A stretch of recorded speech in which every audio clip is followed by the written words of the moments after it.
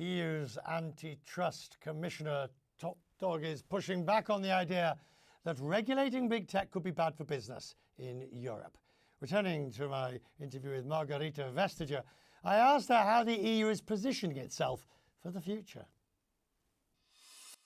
We learned from the mistakes we made 10, 15 years ago when no tech were capable of growing up and scaling in Europe. And two things did we fail to provide. One was a truly single market for everything digital. And the second thing was a capital market that caters for scale up.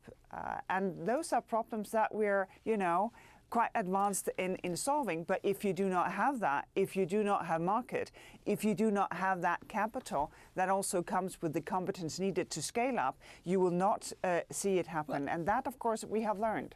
Right, but aren't you ignoring your role in that? Not in the capital and scale up, but in the fact that you've created an environment that is considered to be unfriendly for innovation in tech? Well, I think that's a false premise. Because if you look at the innovation environment, it's very vibrant in Europe. If you look at the shopping trips that big tech have been to Europe, you'd see that they're more than happy to gobble up what is invented in Europe, what is innovated in Europe. So that I do not buy. The risk, of course, is that if you cannot find the capital, and sometimes actually we see European investors traveling to the US in order to invest in European companies. And that, of course, is not how it should be. It should be that it is also attractive to invest in Europe. And here the capital market is an obvious priority, and it is a work in good progress. The GDPR, digital media, digital services, AI, you have a raft of legislation that is making Europe very difficult to compete. Yeah, but if you compare, we have one set of privacy rules. I think in the US by now you have 15 states who have different sets of privacy rules that you have to adhere to. Privacy is a thing that is here to come, because we would want to keep our privacy when online just as well as offline. Just because we're in a modern society, we don't want anybody to read our letters.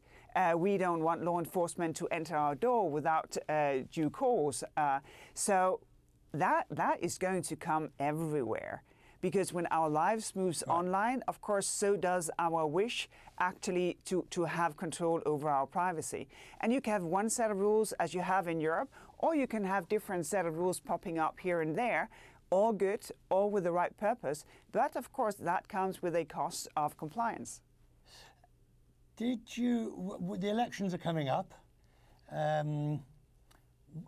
We'll have to wait to see who and what after the European elections are over.